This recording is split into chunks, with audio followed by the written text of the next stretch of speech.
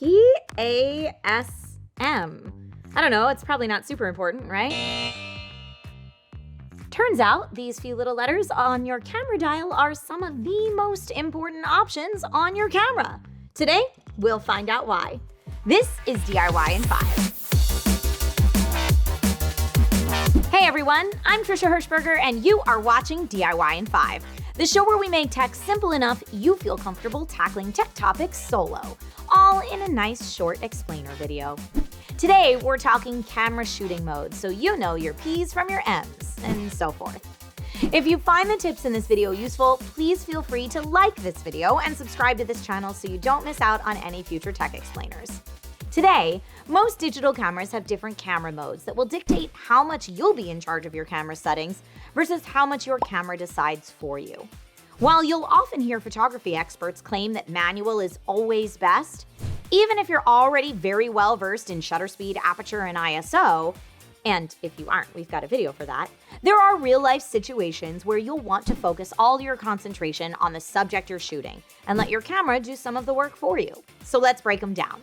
Manual mode is exactly what you'd think. You decide all your settings manually and your camera controls nothing.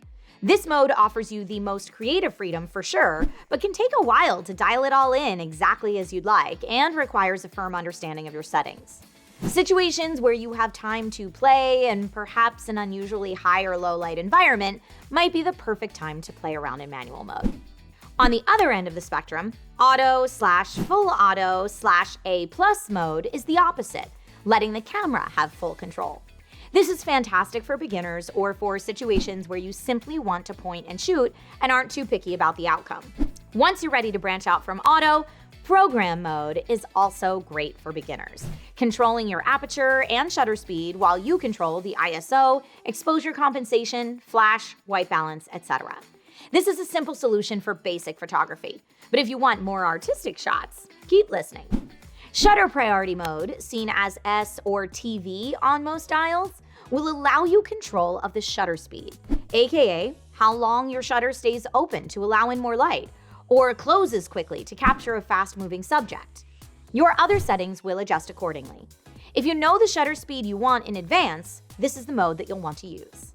Then we have aperture priority, or A or AV on your dial. As you may have guessed, this allows you to take control of the aperture, adjusting f-stop to make your photos look brighter or darker, and determining depth of field. In this mode, your camera will adjust your shutter speed for you. This mode is one of the most popular with photographers and is great for non-moving subjects. While not one of the main shooting modes we've discussed today, I want to give a quick shout out to Auto ISO. Some cameras have this feature so that your camera can control the ISO for you if needed. Many of the modes we've discussed today leave the ISO up to you, so it can be helpful. Other camera modes like portrait, landscape, macro, night, etc. may be available on your particular camera, and these are usually a manufacturer-specific combination of the main modes we've already discussed.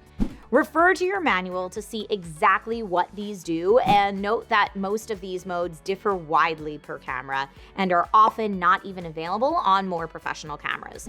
So it's usually advised to not get too dependent on them. Which camera mode is your go-to? Let us know in the comments, and thanks so much for watching today's episode of DIY in 5. See you soon.